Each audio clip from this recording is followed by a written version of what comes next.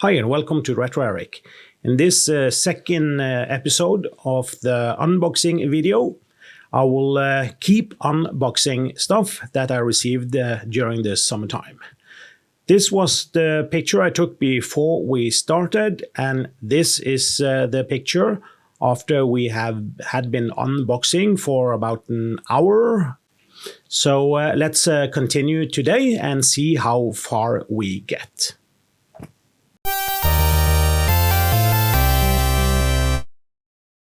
First, I want to show you these two keyboards that I picked up at the recycling place. The first one is a KeyTronic keyboard. I really liked this KeyTronic keyboard back in the days. So when I see a keyboard like this, I always pick them up and clean them and bring them home. I haven't tested this yet, but I have cleaned it and I'm pretty sure it will work fine. Next out is this keyboard. But it's not only a keyboard, it's actually a computer terminal built into the keyboard. And then you can connect an external composite monitor to view. I haven't seen this design before where you have the terminal built into the keyboard. Usually the terminal was built into the monitor and you had an external keyboard.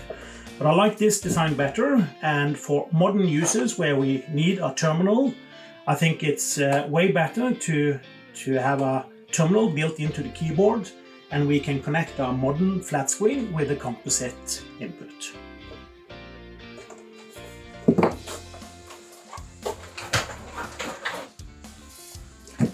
Okay, let's begin the unboxing or unpacking.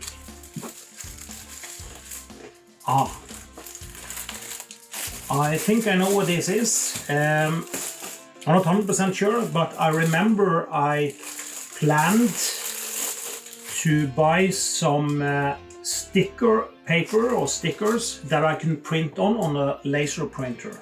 So, no, it says inkjet paper. Okay. So then I didn't bought the one for the laser printer, I probably bought this for the inkjet printer. So my plan is to print on this, and it is stickers, I can peel this off and it's see-through, and then use it as stickers on computers where I need to replace the stickers. As you remember, I received a few stickers in the first episode from Badge Man or Badge Guy or something. And I also bought some decals that I plan to use to print out my own stickers. So now we have 3 methods, and I will check them all out in an upcoming video.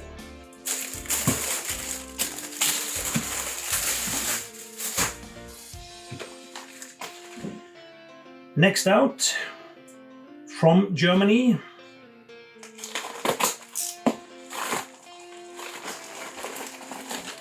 it's a floppy controller for my Apple II. But I'm not going to use it in my Apple II. I'm going to use this floppy controller in my West PC 800. The West PC 800 was a fantastic machine. When it came out, it was Apple II compatible, and it had a Z80 processor, and so it could run Microsoft Basic, I think. It also had an alarm card, so you could use it as an alarm central. It had a built-in modem, and I remember I used to use the 300 baud modem to connect to Apple II BBS and download the Apple II software. I have big plans for that machine, and I've written a video script for about an hour-long program on this very special machine. So I look forward to start making that, and if you press subscribe, you will be notified when I make it. Okay, this was the floppy controller for my West PC 800. Another thing I found at the recycling place It's a floppy drive, probably 144 megabyte. It has never been opened as far as I can see. The tape is still there. So as far as I know, this is new old stock. Next out, a small package from China. Ah, yeah, these are battery holders, and I use these to modify old Dallas clock chips. Yeah, I think so, clock chips. Dallas, and yeah, I just glue this on top and use a wire and a Dremel to connect to the plus and minus pin on the Dallas chip. So I always it's actually amazing how many of these I use within a year. It's so many machines that need a new battery on the Dallas chip. So always good to have these in house. Next one. Ah, okay, yes, I see. It's a knife, a scalpel. Ooh, yeah, probably or hopefully very sharp scalpel. I'll use this when I need to do modifications on PCBs. I need to cut some traces, or yeah, maybe I also need it for the decals when I need to cut those out. So anyway, it's good to have a scalpel like this and some extra blades.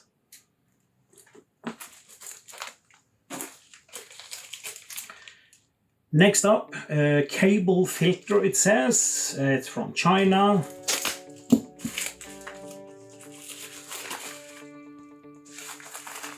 Okay.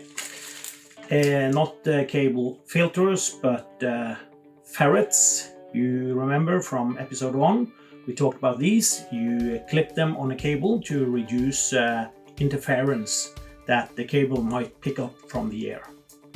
Okay, so that was 2 more.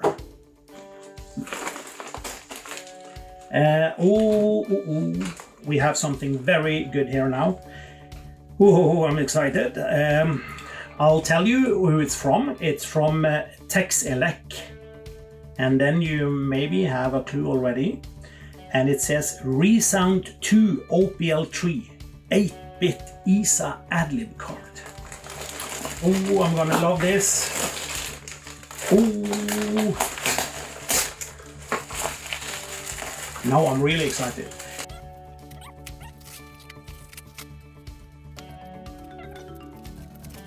Isn't it nice?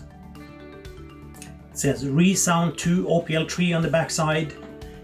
It's a white PCB, gold pins, a real metal bracket. I wonder where he makes these. If somebody know where you can make specially ordered brackets, please let me know. I'm going to use this in my Amstrad PC 1640. I think this is the right place for it. Adlib and 8088 machines was the proper time. Today I have a Sound Blaster Pro 2 in my Amstrad PC, and that card is too new. And most games that use EGA and runs only on 8086 or 8088, they don't support more than Adlib anyway. And I've seen the review on this card, and they say that the noise ratio is very low. With the card I have in my Amstrad today, I get half noise and half real sound. So it's actually bad. These Amstrad machines had a lot of noise going on in the machine. So I guess that most of the noise on the Sound Blaster card actually comes from the main board and other stuff within the machine. Anyway, I will make a video about this, and I'm really looking forward to trying this card out. So stay tuned for that. Next out, an AMD Athlon 3700 Plus. I have no idea who gave me this, but I'm pretty sure there was somebody that actually arrived on my door with this. Or is there no CPU? Thanks a lot. It's only a fan. Way! Thank you, whoever you were. Okay. Anyway, I'm glad for the fan. Last small box to go. It's it is a card, a PCI card, and it says 3DFX, and on the back it says Voodoo 2. So I remember I bought this card on Finn. I paid 600 kroners plus 55 kroners in postage, and if you divide that by approximately 10, you will get the euro values. Anyway, I have a Voodoo 1 card from before. It's in one of my machines, and I will put this probably in a Pentium 200 or something, and play some Quake 2 and maybe some what do you call it? Tomb Raider? Yeah, Tomb Raider. So I look forward to that. It's going to be a fun card to play with, but I'll probably not going to make any videos about this. Okay, that was it for the small boxes. So let's clean up a bit here, and I'll be back with some larger boxes. Next up, this Commodore 64 SX or SX64 maybe. This was for sale on Finn, and it was locally just a 20 minutes, 30 minutes drive from where I live. And I was only one of 2 bidders. So I know for fact that other people in Norway wants to buy this or a similar machine, but I think they didn't bid on it because they didn't take the chance of mailing it or sending it through the post. Anyway, I was in driving distance, so I put in a bid, and my only bid in fact, and I won. So I'm very happy with that. The seller says that it turns on, but the screen is only white. So I think I know what that is. Maybe if I'm lucky, it's only the, what's it called? The CIA chip. CIA chip, I think. I hope so. But anyway, I fixed several Commodore 64s, and none of them has stopped me yet. So I'll probably manage to fix this one too. Looks okay. It doesn't have any major scratches or markings. The keyboard, it's all there. It's a bit yellowing on the space key. It actually has Norwegian letters.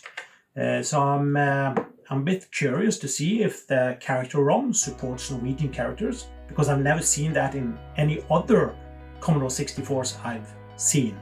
But this was sold for the business market, so maybe they had a special ROM for the Norwegian characters. So that will be fun. If I find that, I will upload that so I can share it with other people.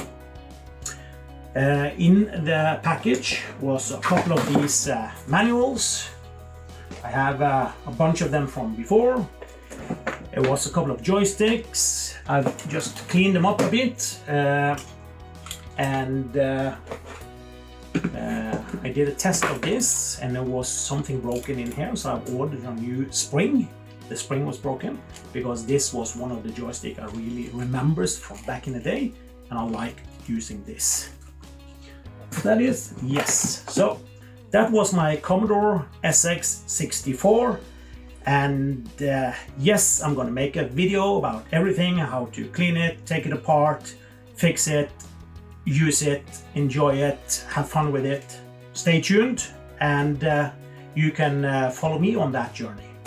I brought a box, and it says here on the side what it is, and I've been waiting for this package for a long time. I bought it back in April, but I just got it because the owner was abroad for a long time, and well, I wasn't planning to do anything in the summertime anyway, but now I have it, and wow, I know it doesn't work. I have one from previously, and if you watch my channel, you'll probably know which PC it is. It's the one that I almost always am using to show off something new. It is my favorite, but I have a lot of those. So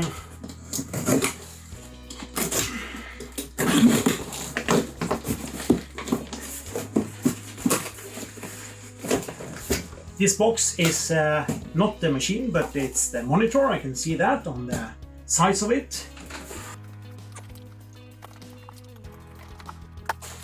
Oh yes. Oh, this is good. It's wrapped very good.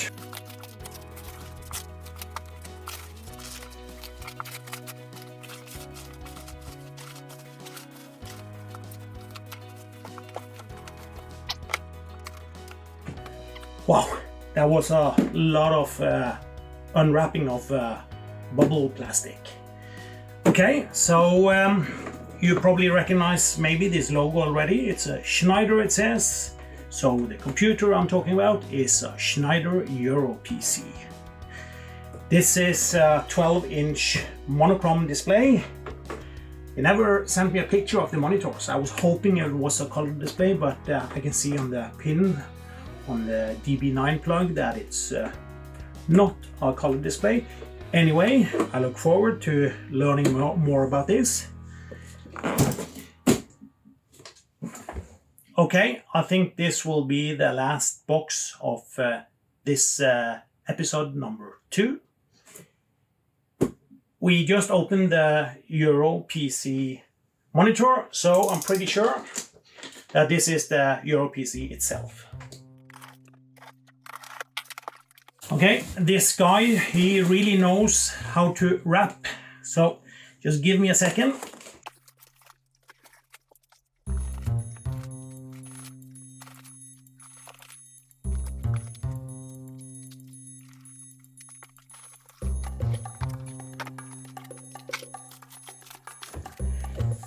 Wow, that was a lot of unpacking of only the computer. I'm pretty sure I know what this is. It's probably the power supply, but I have no idea what this is. But before unpacking these two things, I am very proud to now be the owner of 2 EuroPCs. I really love the form factor of these machines. They are 9-point-something megahertz, 8088. You have one ESA 8-bit slot for an expansion card. I'll probably be using that for an XT IDE. It has output from CGA and Hercules, and it's just an amazing machine. There's no fan noise. It's small, built into the keyboard, just like the Amiga. And yeah, I really enjoy this machine. The seller told me that there was a battery leakage, and he has removed the battery and stopped the spreading. He's put some vinegar on it, but he wasn't able to make the machine work. Well, I have the exact same machine. I had the exact same problem, and I managed to fix it. So I hope I'll be able to fix this too. I think so. And oh yes, I'm lucky. I'm the lucky owner of 2 of these Euro Schneiders.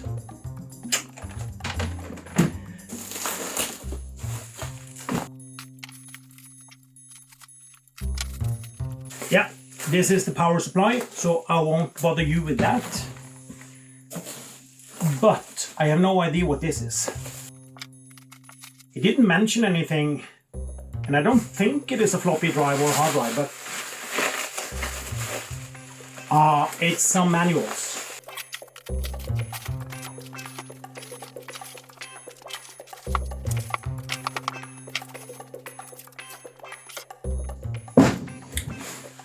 Okay, there's a lot of work just to unwrap 3 books. Maybe I should call it the unwrapping video instead of unboxing. Anyway, I'm glad to have these. So now my Schneider collection is getting more and more complete. Would be fun to have an external hard drive, because they had external hard drives for this. If you have one laying around, well, contact me. Maybe we'll make a deal. So this is the end of episode 2 of my unboxing video. As we can see, we are now starting to make a dent in this whole pile of computers. And as we also see, it's mainly larger boxes left. But I'll promise you that the best things are, or the best machines or stuff to unpack, are still to come. So stay tuned for episode 3.